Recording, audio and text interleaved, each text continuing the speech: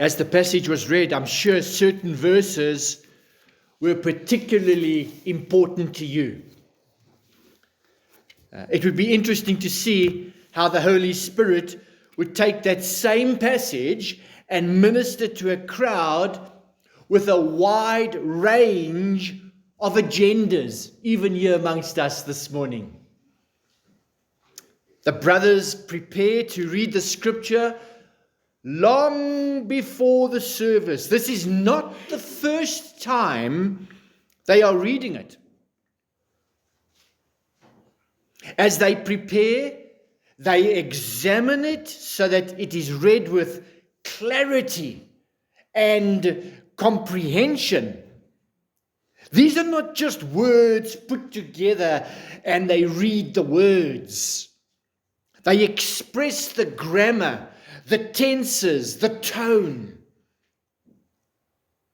The preparation convicts them personally first. Then the passage is read with confidence. It is disturbing when the reader does not pronounce the words properly and pauses at the wrong places and the grammar is all over the show. It makes the Bible so dry and dull. Soos 'n dooie voël in die Karoo. I learned that one from Phoebe this week. And she sends her love to you. So this preparation is edifying. They are not confident in themselves, but in the Holy Spirit. One scholar said that when the scriptures are read with clarity, comprehension, conviction, and confidence, it is arguably 50% of the sermon. So if you believe that the scripture is sharper than any two-edged sword and it is sufficient for everything, 2 Timothy 3:16 and 17, I think we need to stop and think about the appropriate reading of scripture in public. This prepares our hearts and the message becomes memorable. So please pray for this vital part of our public ministry. Verse 43, as a matter of interest, grabbed my attention, where Jesus said, Jesus therefore answered and said to them, do not murmur among yourselves. No one can come to me unless the Father who sent me draws him. Listen carefully. And I will raise him up on the last day. Verse 45. It is written in the prophets, and they shall be taught by God. Therefore, everyone who has heard and learned from the Father comes to me.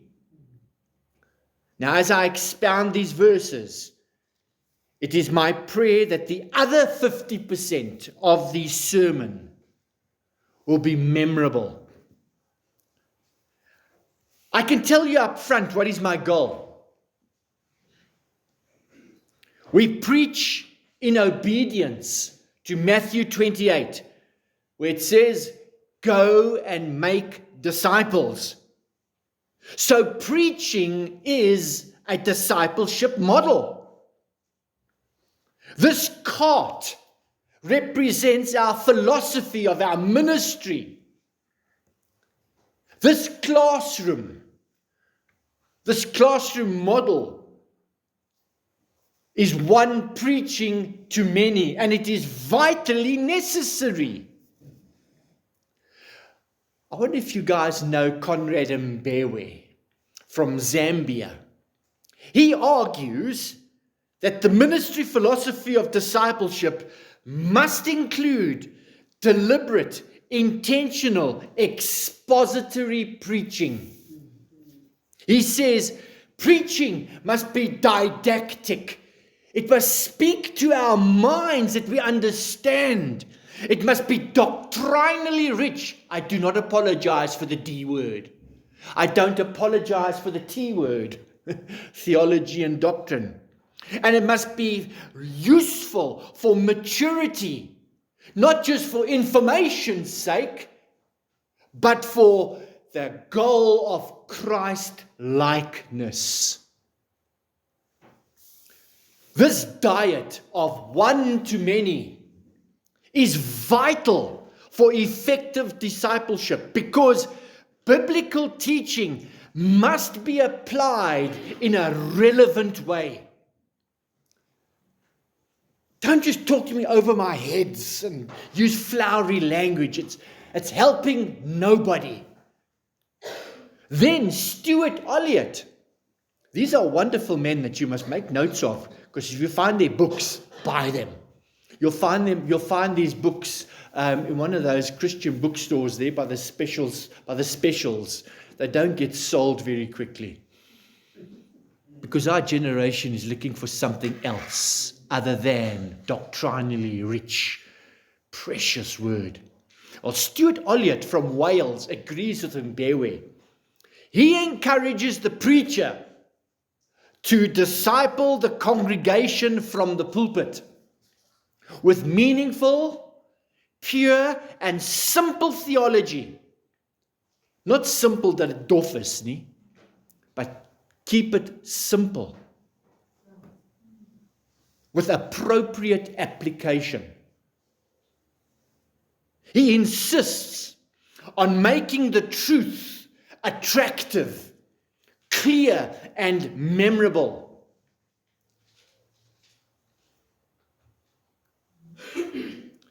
It is my prayer that the sermon 50% contribution will cause you this morning to have an internal dialogue with the preacher and with the Holy Spirit. Think about it. May the Holy Spirit stir questions in your thinking, just as Jesus stirred their thinking in the synagogue when he's talking about the bread and the blood and their fathers in the wilderness and so on. May the word discriminate. May it compel and persuade you to leave this place determined to be more like Christ.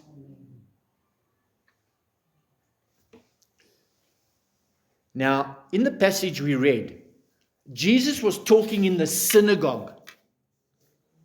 Verse 59. These things he said in the synagogue. The crowd had followed Jesus, and now they found him there in the synagogue. These verses have caused many, even today, perhaps even amongst us, to murmur in their hearts as they have heard biblical doctrine, not philosophy, not world's thinking, not management techniques, not marketing techniques. They've heard biblical doctrine of Christ taught from the pulpit. They do not believe that God can do what Jesus said, and so they murmur in their hearts. So in verse 43, just like that crowd, they murmured amongst themselves. This means they muttered, because they would not believe what Jesus taught. It was offensive.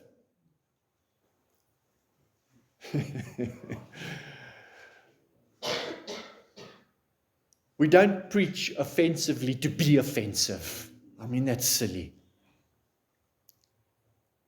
But may pulpits preach a surprising, offensive gospel. Hold on to those thoughts. Let me highlight one offensive aspect of what Jesus taught. And in today's synagogue, Christian churches, people have stopped muttering, even up today. They have not really stopped muttering. Stefan, in fact, will elaborate on that particular aspect a little bit more tonight. Verse 44. Listen to what Jesus said. Now, I approach this verse not with baggage of philosophy, baggage of this and baggage of that. No. Put that all one side. I approach this verse empty-handed. Let the verse speak for itself. That is good expository understanding. It says, no one can come to me unless the Father who sent me draws him. Verse 45. It is written in the prophets, and they shall be taught by God. Therefore, everyone who has heard and learned from the Father comes to me. The sovereignty of God is surprisingly offensive in the church today. They murmur and grumble and mutter. Are you one of those who are muttering this morning? Perhaps you grumble about this teaching for one reason or another. No one can come to me unless the Father who sent me draws him. Calvin did not invent this doctrine. It is not Calvinism. Jesus taught this.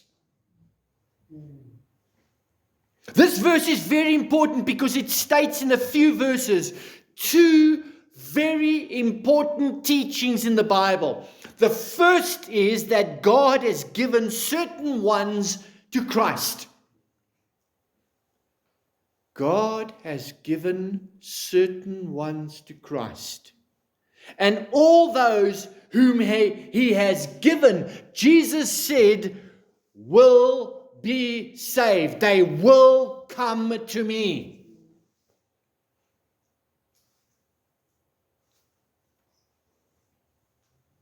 The other is the teaching of man's responsibility. The Bible teaches to be saved from the wrath of God. In faith, a man must come to the Lord Jesus, repent of his sin, and embrace Christ as the Lamb slain for his sin. God does choose people to be saved, but the Bible never chooses that it chooses some to be damned. That's double election. If anyone is saved, it is because of the free grace of God. But if anyone perishes forever, it is his own fault. Why? All men are condemned by their own sinfulness and wickedness. If all men went to hell, they would be only receiving what truly they deserve. What they want. In grace, Jesus is teaching here that God stoops down and saves people out of the great mass of humanity through the generations. Does he have the right to do this? Do you see the philosophy coming now? Do you start answering that question? Does he have the right to do this? Well, biblically, there would be no question to that answer. There's no argument. But does he have the right to do this? Biblically, he certainly does. God can do as he chooses. And that is offensive today. And no man can deny him this right. We know that God will never do anything that is wrong or unjust. But just as the Bible teaches that God has elected certain people to salvation, it also teaches that man is responsible to accept the gospel and turn to Christ. As preachers, we echo God's universal call to repentance. Repent and be born again. He converts and he makes us into disciples. Repent and turn to Christ. With all your heart is the universal call. Call on him, believe on the Lord Jesus, and you will be saved from eternal punishment. God does not save men against their will. This is the miracle of the effectual call. The theologians amongst us would have recognized what Jesus was referring to, the effectual call, a wonderful doctrine to really go into. I don't understand the effectual call. But if it wasn't for the effectual call, I wouldn't be here. But I thank God for his mercy. His effectual call is a kind of spiritual resurrection from spiritual death. And our souls are set free. And we now want to call out and humble ourselves in repentance. No one comes to the Father through Christ will be cast out. I hold on to that mystery with all my heart. John MacArthur, in a commentary, in a conference, he was asked this question about free will and about the effectual call and so on. And he said, it is a wonderful mystery. I feel your pain. I don't have the answers. But in faith, I look to him and I rest in him. I hold on to that mystery with all my heart. Even in churches today, the gospel is a surprising offense to many. The effectual call is perhaps discounted. I'd even go as far as to say even repulsive to many. How can God punish his creation? Doesn't he die for all mankind? So why are some going to hell then, I ask? Because the Bible teaches that.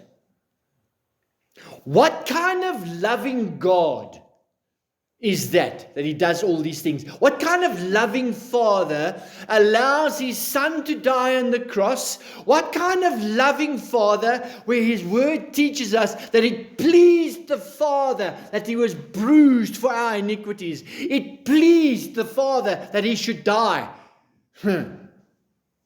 It pleased the Father. This is child abuse.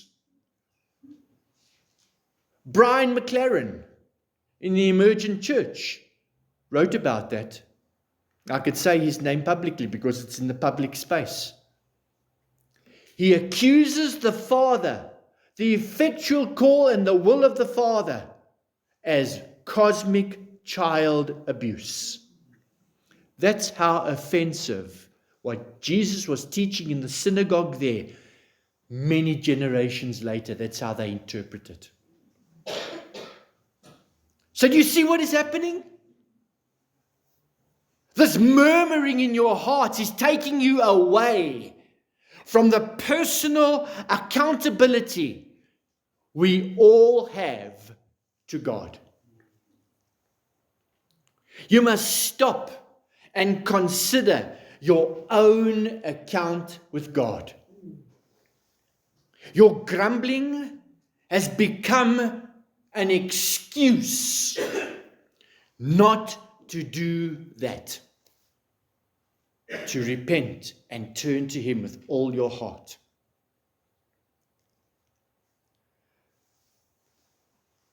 But we should believe them, that if we cannot understand them, the Father knows what He is doing.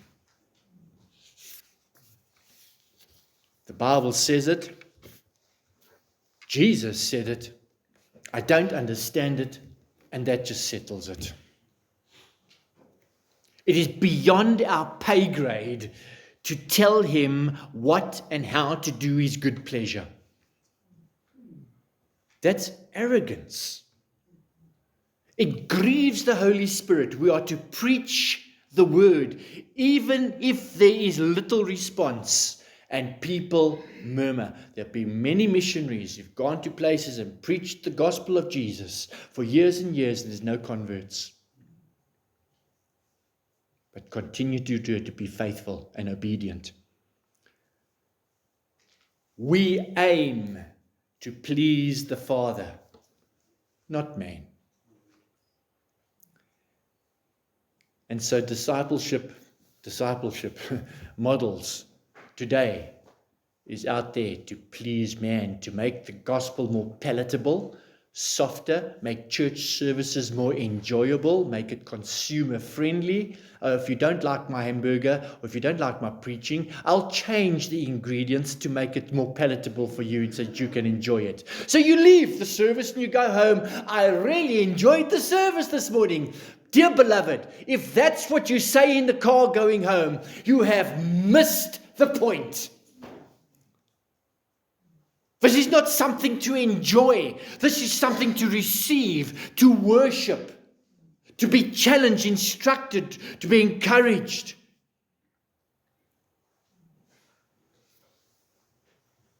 Jesus was not discouraged. He rested in doing the Father's will, and he accepted the Father's will to be accomplished in his good pleasure. He was in the Garden of Gethsemane. You're quite right. I left that one out. I didn't think of it.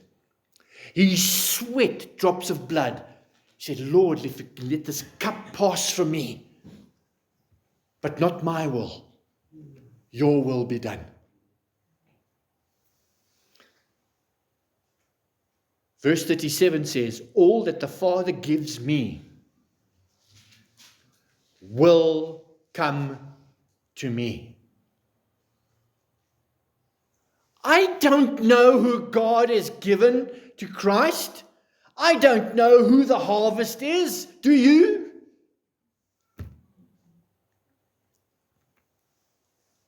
This is known, another wonderful doctrine. It's called particular redemption. It is a wonderful, liberating doctrine to understand the length, the depth, the breadth, and the height of God's love for us. Just like that little girl who was prepared to give her blood to her mother and die so that her mother could live. Again, a precious mystery of God's love and kindness. Jesus continues to say, and the one who comes to me, I will by no means cast out, for I have come down from heaven, not to do my own will, but the will of him who sent me. This is the will of the Father who sent me, that all he has given me, I should lose nothing, but should raise it up on the last day. He knew that his Father will accomplish his purposes and plans, his pleasure. He humbled himself to that and submitted his life to his Father's good pleasure, his Father's agenda. Even if the Jews to whom he was speaking would not accept him, He knew that all those who were chosen by his Father will come to him. And that is such a relief for a preacher and a church's ministry. If people's salvation depended on my performance, if your salvation depended on my performance, I would have sleepless nights and I'd spend the rest of my life in a mental institution.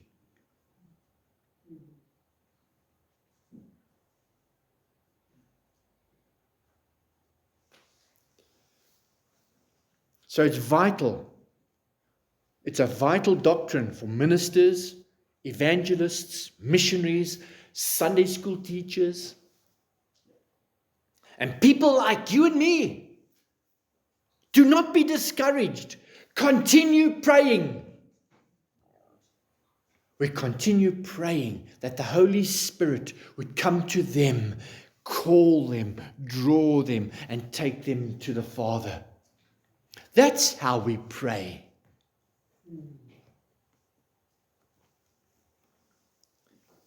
Then Jesus taught them a further offense in verse 48. He said, I am the bread of life. Your fathers ate the manna in the wilderness and are dead. This is the bread which comes down from heaven, that one may eat of it and not die. I am the living bread which came down from heaven. If anyone eats of this bread, he will live forever. And the bread that I shall give is my flesh. Gross. Think about it. That's their response. Can you see the dialogue going on there?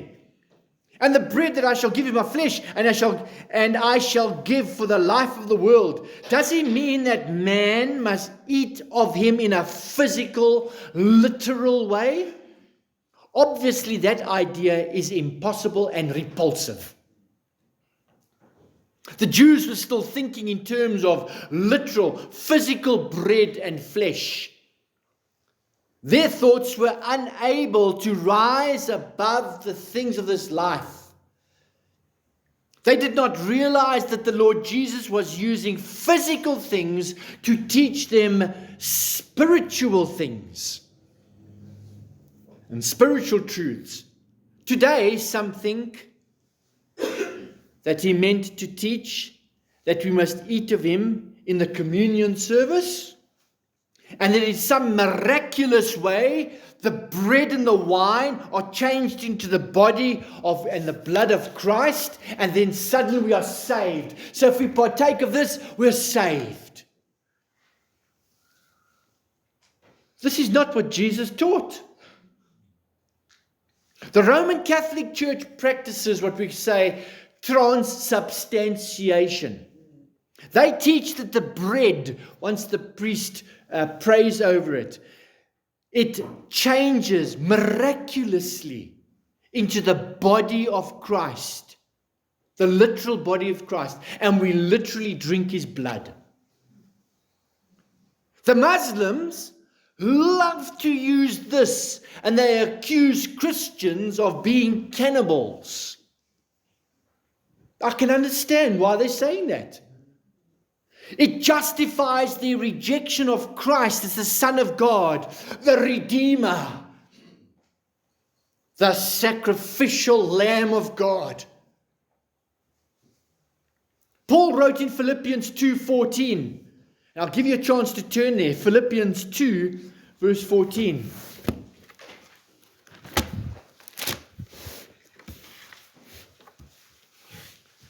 Do all things without grumbling and fault finding and complaining against God and questioning and doubting among yourselves, that you may show yourself to be blameless and guileless, innocent and uncontaminated children of God without blemish, faultless, unrebukable. Philippians 2 verse 15. In the midst of a crooked and wicked generation that is spiritually perverted and perverse, among whom you are seen as bright lights, stars or beacons shining out clearly in the dark world.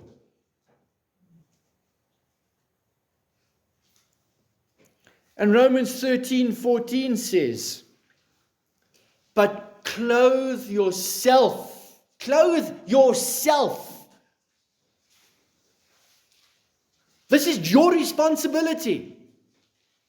This is your response in your growing in Christ likeness, not your conversion. That's your positional sanctification. Now your progressive sanctification is becoming more like Christ. This year is baptizing me into the body of Christ, which is a work of God, soli Deo Gloria. Here we have us working with Christ, collaborating with the Holy Spirit. He says, but clothe yourself with the Lord Jesus Christ and make no provision for indulging the flesh. Put a stop to thinking about the evil cravings of your physical nature, to gratify its desires or lusts. To clothe yourself with the Lord Jesus Christ. What does that mean? It's a biblical metaphor that means that you and I have the responsibility to intentionally clothe ourselves with Christ's character. His grace, the fruit of the Holy Spirit. Embrace His teaching. I don't understand it. One day I will. And walk towards Christ-likeness. It is a battle. It's a war, isn't it? The flesh and the soul at war with one another always. It is our daily, practical, deliberate, and intentional choice to love others, to lay down our life for one another and reflect God's nature rather than yielding to the flesh and just let rip with the old man's language and vocabulary and hateful heart attitudes. Again, Colossians 3 verse 12. Colossians 3 verse 12. Please turn there. Just a few pages on from Philippians. Colossians 3 verse 12. Again, the scripture says, come to a soaking meeting, let the Holy Spirit clothe you. Yeah, some people love the mysticism of God do something to me. No, you're missing the point. It says here, clothe yourselves, therefore, as God's own chosen ones. I didn't invent these words. It seems to be saying what Jesus said in the synagogue. Clothe yourselves, therefore, as God's own chosen ones, who are purified. I have been purified, washed by the blood of Christ. I am in right position before God.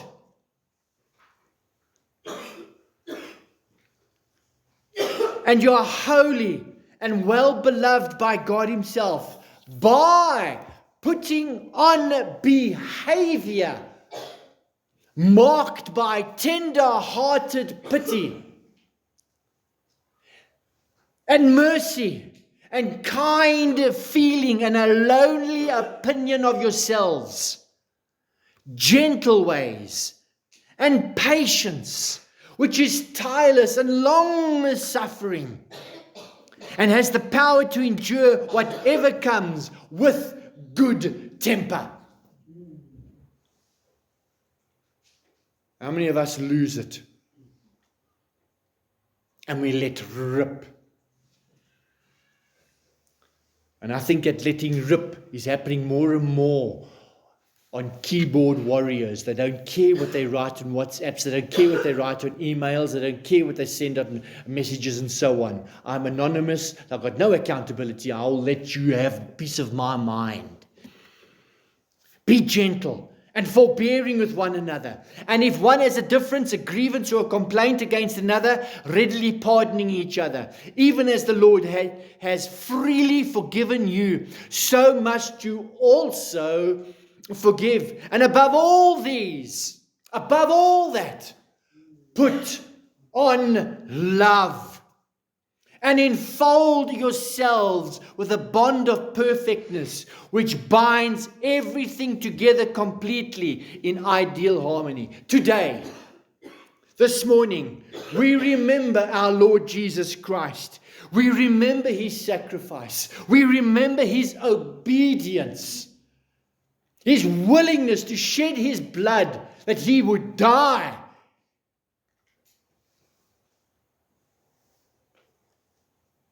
We remember his love for his Father and endure what he had to endure. So before you take this cup and before you take this bread, examine yourselves. What are you grumbling about? What are you murmuring about? And it's interesting, the murmuring, grumbling is happening in the synagogue, not out there in the world, in the church. Do you need to take off unforgiveness? You realize that you may have offended others. Are you going to go and fix up this offense? Are you going to take off your pride? Perhaps you need to put on humility and embrace Christ's doctrine in faith. That's what he said. I embrace it. Don't understand it, and I'll live it, and I'll sing it, and I'll praise him for it. Perhaps you need to renew your steadfast commitment to put on love, joy, peace, patience, goodness, kindness, gentleness, faithfulness, and yes, self-control.